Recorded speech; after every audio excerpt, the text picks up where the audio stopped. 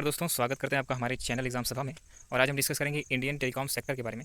तो दो बेसिक चीज़ों पे मैं फोकस करूंगा, क्योंकि जो ये वीडियो बनाने का उद्देश्य मेरा ये है कि आप थोड़ा इंट्रोडक्शन जान सकें और करंट सिचुएशन क्या चल रही है टेलीकॉम में। क्योंकि कोई भी आप डिस्क्रिप्टिव एग्जामिनेशन देते हैं तो उसमें उससे रिलेटेड क्वेश्चन पूछता है, ठीक है, या फिर कभी कभी थॉट प्रोसेस भी जरूरी होता है किसी भी क्वेश्चन में, ठीक है। तो उसको क्रिएट करने के लिए इस तरह के वीडियोज इंपॉर्टेंट हो जाते हैं। तो शुरू करते हैं आज का वीडियो। तो इंडियन टेलीकॉम सेक्टर में इंट्रोडक्शन और करंट सिचुएशन, ये दो बात हम पढ़ने वाले हैं। स्टार्ट करेंगे इंट्रोडक्शन से।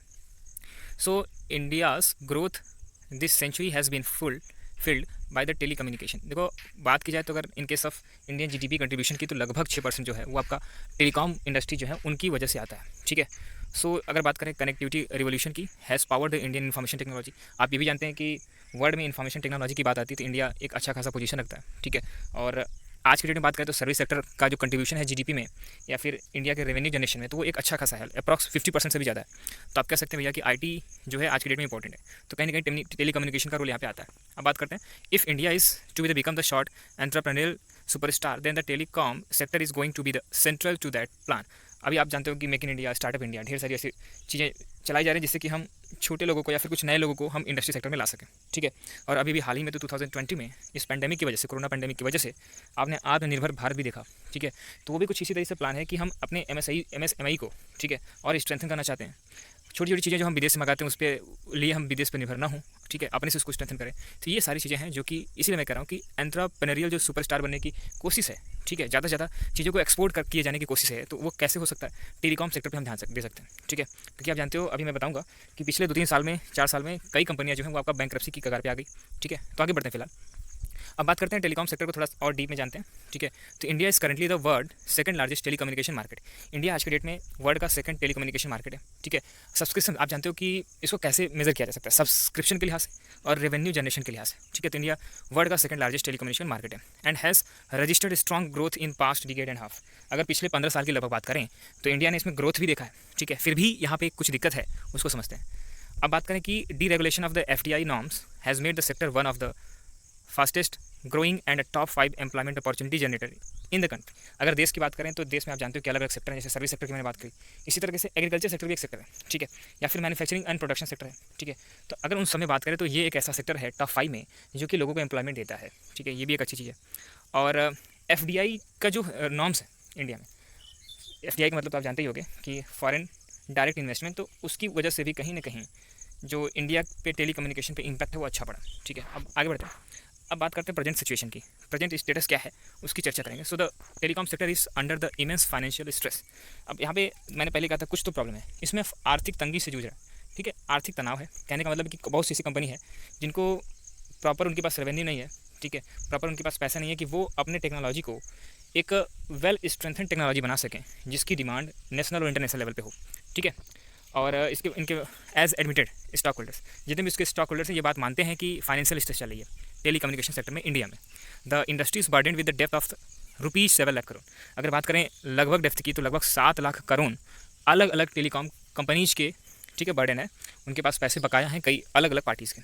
तो 7 लाख बहुत बड़ी इनकम होती है, ठीक है। ये हमारे इंडियन जीडीपी की अगर बात करें तो लगभग 3-4% के आसपास बैठती है, तो ये बहुत बड़ी चीज़ है, ठीक है। तो काफ़ी स्ट्रेस है, यहाँ तक कि कई कंपनियां बैंकरप्सी के कगार पे आ चुकी। मैंने बात की कि 2017 की बात करें तो वहाँ पे उस समय एयरसेल जो थी वो आपका बैंकरप्सी के कगार पे आई। फिर उसके बाद उसको इसी तरीके से वोडाफोन हुआ, उसकी भी हालत ख़राब थी, ठीक है। इसी तरह से कई ऐसी कंपनियाँ हैं, आइडिया हो गई, ठीक है। तो कई ऐसी कंपनियाँ हैं जिनको इस समय फाइनेंशियल स्ट्रेस से होकर गुजरना पड़ा पिछले 2-3 साल में। So the India is faced with the prospect of telecom monopoly और द ड्यूपोली। यहाँ पे बहुत बड़ी चीज़ समझने की है कि यहाँ पे ऐसा भी हो सकता है कि अगले 2-3 साल में इंडिया में मोनोपोली देखने को मिले। कहने का मतलब है कि 2 ही 3 कंपनी बचे, या फिर सिंगल कंपनी बचे, या हो सकता है कि 2 कंपनी बचे, या हो सकता है 3 कंपनी बचे। जैसे कि इसमें थोड़ी ठीक ठाक हालत किसकी चल रही है, आप जानते हो कि रिलायंस जियो की, ठीक है। उन्होंने 4G लाया, 4G में अच्छा खासा उनके पास स्पेक्ट्रम है, अच्छी खासी रेवेन्यू जनरेट हो रही है, ठीक है। तो कहीं ना कहीं रिलायंस 4G मार्केट में इसमें बना हुआ है। इसी के साथ साथ अगर बात करें एयरटेल की, तो एयरटेल ने भी अपने मार्केट को बचा लिया, ठीक है, अपने को संभाल लिया। लेकिन और तीसरा चौथा ऐसा कोई बंदा नहीं दिखता, कोई ऐसी पार्टी नहीं दिखती जो कि इस बर्डन को सह सके। इसके पीछे की प्रॉब्लम और है, ठीक है। पहली बात तो यह है कि आप 2G स्पेक्ट्रम जो घोटाला हुआ था उसके बारे में भी आप जानते हो। इसके बाद आपका जो स्पेक्ट्रम का आवंटन होता है वो सही तरीके से नहीं हुआ जो कि होना चाहिए, ठीक है। फिलहाल आगे बढ़ते हैं। अब प्रेजेंट सिचुएशन में in addition to the corporate taxes the government telecom revenue included GST spectrum auction revenue share the license fees amounted to about 30% of the customer bill. अब यहाँ पे समझने वाली बात है कि कस्टमर से जो भी पैसे आते हैं, ठीक है। जैसे कि आप टेलीकॉम का मतलब हमेशा मोबाइल मत समझना, ये बहुत बड़ी गलती होती है। लोग सोचते हैं कि टेलीकॉम का मतलब केवल मोबाइल होता है, ऐसा नहीं है। टेलीविजन जो ब्रॉडकास्ट करता है उसका भी स्पेक्ट्रम निकाला जाता है, उसको स्पेक्ट्रम भेजा जाता है। इसी तरीके से इंटरनेट जो होता है उसको भी हम टेलीकॉम सेक्टर में ले रहे हैं, ठीक है। तो इन सारी चीज़ों को टेलीकॉम सेक्टर में अगर हम बात करें तो जो भी, जैसे कि आप डेटा पैक इसमें भराते हो तो 500-600 रुपये का अलग अलग स्कीम होती है, तो डेटा पैक भराते हो तो वो भी क्या कहे कस्टमर बिल में आता है, ठीक है। इसी तरह से आपका DTH लगा हुआ है और भी कोई भी सर्विस अगर टेलीविजन के लिए है तो वो सारी सर्विसेज को कस्टमर बिल जो आता है उसका लगभग 30% गवर्नमेंट टैक्स के रूप में ले लेती है, केवल कॉर्पोरेट टैक्स नहीं लेती है। ये सारी चीज़ों को मिक्स करके, जैसे मैंने बताया यहाँ पे लाइसेंस फीस हो गई, रेवेन्यू शेयर हो गया, स्पेक्ट्रम ऑक्शन में जो होता है उसका पैसा हो गया, ये सारी चीज़ों को मिला के मतलब कंपनी का 30% ले लेता है गवर्नमेंट। तो कहीं ना कहीं ये बर्डन हो सकता है कि किसी कंपनी को अपने एम्प्लॉय को देने के लिए पैसे नहीं है, ठीक है, क्योंकि बहुत बड़ा शेयर गवर्नमेंट को देना पड़ जाता है। आगे बढ़ते हैं। Indian telecom operators which offers the cheapest mobile data services in the world pay more for the airwaves than any of their global counterparts. बहुत बड़ी चीज़ यहाँ पे लिखी गई, इसको ध्यान समझिएगा कि दुनिया में सबसे सस्ता डेटा इंडिया में अवेलेबल है, ठीक है। कंपनियों को देना पड़ा क्योंकि आपने सुना होगा कि 5-6 साल पहले जब जियो ने 1 GB डेटा को इतनी सस्ता कर दिया, उन्होंने फ्री कर दिया था 1-1.5 साल के लिए, तो इससे क्या हुआ कि काफ़ी कंपनियां उसमें स्ट्रेस में आ गई, उनको अपने मार्केट को बचाने के लिए सेम उसी तरह की स्कीम लानी पड़ी, ठीक है। तो ये एक वजह हो सकती है कि भैया इतना चीपेस्ट डेटा देना पड़ रहा है अपने को सर्वाइव करने के लिए, मोनोपोली से बचाने के लिए कंपनी को, इंडियन टेलीकॉम सेक्टर्स को, कि वो उस पर्टिकुलर स्ट्रेस को सह नहीं पा रहे, ठीक है। In the quarter ending of the June 2019, अगर हम एक एग्जांपल लेते हुए जून 2019 की बात करें तो भारतीय एयरटेल, ठीक है, reported a loss for the first time ever. मैंने भी बात की क्या कि 2-3 ऐसी कंपनियां अभी भी हैं, टेलीकॉम कंपनी जैसी भी हैं, कि वो अभी भी अच्छे पोजीशन में थी। जैसे कि मैंने बात की जियो की, ठीक है, जियो हमेशा प्रॉफिट तो नहीं कर पाता लेकिन हाँ उसका रेवेन्यू ठीक ठाक आ जाता है। इसी तरीके से एयरटेल की बात की तो अभी भारतीय एयरटेल जो है इसने फर्स्ट टाइम 2019 जून में उन्होंने क्या देखा, लॉस देखा, ठीक है। थोड़ी सी और बात करते हैं। Long running dispute between the sector and the state on how to calculate the government share of revenue. एक और बात है, जैसे मैंने कहा कि उन्होंने क्या किया कि अलग अलग, जैसे लाइसेंस हो गया, स्पेक्ट्रम का ऑक्शन हो गया, उसके बाद आपका कस्टमर का बिल हो गया, इस सारी चीज़ों को मिला करके देखो दो चीज़ें आती हैं। एक होता है आपका कि स्टेट को कितना शेयर देना है, ठीक है, कंपनी के द्वारा स्टेट को कितना शेयर देना है, फिर उसके बाद आपका अलग अलग तरीके से सेंट्रल गवर्नमेंट को कितना शेयर देना है। तो इसमें थोड़ा सा विवाद चल रहा है, बड़ा लंबा विवाद है, 10-15 साल पुराना विवाद है। इस वजह से भी कंपनी प्रेशर में रहती है, कभी हो सकता है कि जितना देना चाहिए उससे ज़्यादा देती है, ये भी दिक्कत हो सकती है। अब बात करते हैं कि Supreme Court has now ordered the companies to pay the government not just the due but हेल्पी पेनाल्टी भी देना है उनको, तो बहुत बड़ा है, ठीक है, हैफ्टी पेनाल्टी भी देने की बात की जा रही है, as well interest on both. अब यहाँ पे समझिएगा बात को कि गवर्नमेंट का जब पैसा चुकता नहीं हुआ तो गवर्नमेंट चली गई कोर्ट के पास, तो सुप्रीम कोर्ट ने सब कंपनीज़ को जिनका बकाया था, जैसे वोडाफोन की बात कर रहा हूँ, उनके पास लगभग 50,000 करोड़ का बकाया था, तो इन सब लोगों को गवर्नमेंट ने आदेश दिया, कि गवर्नमेंट को कितना पैसा देना पड़ेगा, किसको एक बड़ा पेनाल्टी देनी पड़ेगी, पहली चीज़, दूसरा इंटरेस्ट भी देना पड़ेगा, ठीक है, और उनका जो मूल राशि है, ठीक है, उनका जो एग्जैक्ट प्राइसिंग है, पैसे हैं, उसको भी देना पड़ेगा। अब बात करते हैं कि स्पेक्ट्रम एलोकेशन, ठीक है, इस टर्म को समझते हैं। हाई स्पेक्ट्रम रिलेटेड डेप्थ ऑन द टेलकोस, मतलब telecommunication companies books because of over bidding for spectrum. अब यहाँ पे समझिएगा कि जब 2G का जब स्पेक्ट्रम आवंटन हो रहा था उसमें ये था कि पहले आओ पहले पाओ, ठीक है, लेकिन उसमें काफ़ी धांधली देखने को मिली, मतलब जिन्होंने अलग तरीके से पैसे दिए या फिर जिनकी सेटिंग थी उनको ज़्यादा स्पेक्ट्रम मिल गए और उनकी कंपनी की हालत अच्छी नहीं थी, वो अच्छे से उसको चला नहीं पाए, रेगुलेट नहीं कर पाए। तो यहाँ पे जो हाई स्पेक्ट्रम डेप्थ था, फिर ऑक्शन लगता है, मतलब समझते हो कि उसमें बोली लगती है, तो बोली में कभी कभी इतना ज़्यादा प्राइस चली जाती है कि जिसकी वजह से वो प्राइसिंग किसी कंपनी के लिए फिट नहीं बैठती, लेकिन लेना तो पड़ेगा, अगर कंपनी चलानी है तो उनको स्पेक्ट्रम जो है, ठीक है, वो तो लेना पड़ेगा। One of the big reason for the high spectrum डेप्थ is a flaw in the earlier auctioning process. यहाँ पे समझिएगा कि स्पेक्ट्रम में ज़्यादा पैसे किसी कंपनी को क्यों लग जाते थे, उसके पीछे का रीज़न ये था कि जब ऑप्शन होता था तो वो आपका ट्रांसपेरेंट नहीं होता था, ठीक है, कोई कंपनी सेटिंग करके कि यार इस कंपनी को बर्बाद करना है, तो वो लोग क्या करते थे, इसकी बोली इतनी ज़्यादा बढ़ा देते थे कि उस कंपनी को भाई स्पेक्ट्रम तो लेना ही है, तो उसके चक्कर में वो बर्बाद हो जाता था, ठीक है। लेकिन अब जैसे जैसे ऑनलाइन स्पेक्ट्रम हो गया, ठीक है, ऑटोमेटिक स्पेक्ट्रम हो गया कि भैया देखो आप ऑटोमेटिक ऑप्शन लगाते रहो, ट्रांसपेरेंट तरीके से ऑप्शन होगा, तो उसमें ठीक हो चुका है। अब धीरे धीरे गवर्नमेंट ने इस तरह के नाम्स लाए।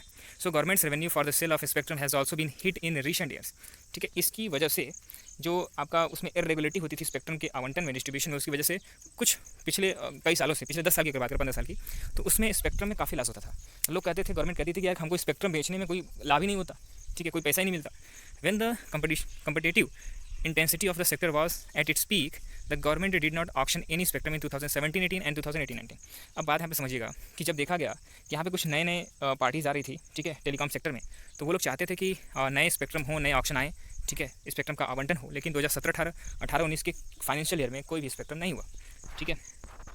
अब ये बात करते हैं कि हम आगे क्या कर सकते हैं या फिर टेलीकॉम को कैसे हम इंडिया में देख सकते हैं अगले 2-3 सालों तक। So the telcos are the backbone of the digital service and a crucial stockholder for the country to unlock the $5 trillion dollar GDP dream by the 2024। फिलहाल अब ये पैंडमिक की वजह से कम संभव दिखाई देता है, लेकिन अगर गवर्नमेंट के थॉट प्रोसेस की बात करें तो उनका जो कहना था कि भैया हम ठीक है अपने कंट्री को 5 ट्रिलियन इकोनॉमी 2024 तक बनाना चाहते हैं, तो वो जो है संभव तभी है क्योंकि मैंने पहले ही बताया कि लगभग 6% ऑफ GDP जो है वो टेलीकॉम इंडस्ट्री का है। तो उसको इस पर्टिकुलर इंडस्ट्री को स्ट्रेंथन करना ही पड़ेगा।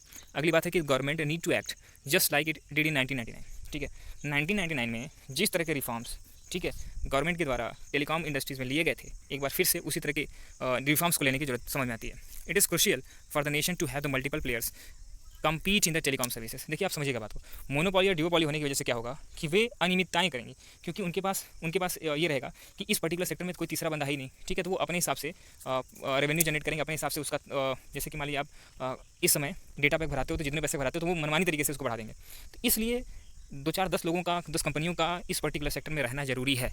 ठीक है, ऐसा गवर्नमेंट का मानना है, ऐसा होना भी चाहिए। आगे बढ़ते हैं। If India is to reap the benefit of being fully digital, government taxes and earning from telecom should be limited। और एक और बात है कि इंडियन गवर्नमेंट जो है वो अपना शेयर जिस हिसाब से टेलीकॉम पर लाद देती है, मतलब वो कहीं ना कहीं उनके लिए बर्डन हो जाता है, तो थोड़ा सा उनको शिफ्ट होना पड़ेगा कम रेवेन्यू लेने के लिए। और एक बात है कि the government should not look at the telecom sector primarily as a revenue earner. Government भी चाहती है कि मेरे पास रेवेन्यू ज़्यादा से ज़्यादा आए, तो वो किसी पर्टिकुलर सेक्टर को ज़्यादा बर्डन डाल देती है।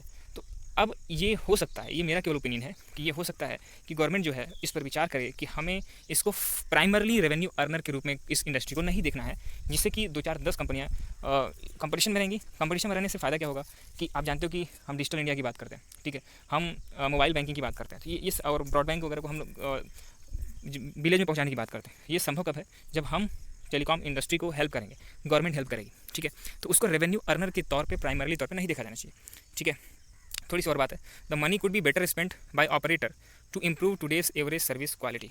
अब यहाँ पे क्या है कि गवर्नमेंट इनको बचा जरूर सकती है, जिनकी थोड़ी सी भी संभावना है कि हाँ इनको बचाया जा सकता है, तो सर्विस क्वालिटी को एवरेज से थोड़ा ऊपर उठा करके वो उसको बचा सकते हैं। अगली बात क्या है, this would help telecom reach the remotest part of the country and the service need to continue to be affordable.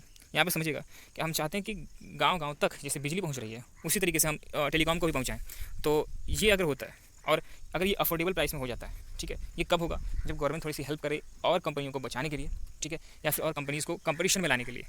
तो इसके पीछे कहीं ना कहीं जो मैंने बताया कि रेवेन्यू को थोड़ा गवर्नमेंट को कम देखना पड़ेगा, तो ये संभव है। आगे बढ़ते हैं। ये price for 5G spectrum need to be critically looked at. अब यहाँ पे सबसे बड़ी चीज़ देखने को मिल रही है कि अगला स्पेक्ट्रम जो इंडिया में आने वाला है, ठीक है, जिसकी सबसे अधिक डिमांड होने वाली है वो है 5G स्पेक्ट्रम। ठीक है, 4G तो लगभग ठीक ठाक चल रहा है, तो 5G के लिए गवर्नमेंट को इस तरह से प्लान बनाना चाहिए जिससे कि कई कंपनियाँ, ठीक है, मोनोपॉली डुओपॉली काम नहीं चलेगा, कई कंपनियाँ उस सेक्टर में आ सकें। And equilibrium need to be establish between the government revenue and overall growth. Telecom sector के ग्रोथ के साथ साथ गवर्नमेंट अपना भी रेवेन्यू, दोनों का इक्विलिब्रियम लेके चलेगी, तो ज़रूरी है कि टेलीकॉम सेक्टर एक बार फिर से इंडिया के लिए GDP के लिए अच्छा साबित हो सकता है। ठीक है, रेवेन्यू वाइज अच्छा साबित हो सकता है। तो आज की वीडियो में इतना ही। इसी तरह के वीडियो से देखने के लिए हमारे चैनल को सब्सक्राइब कर सकते हो। धन्यवाद।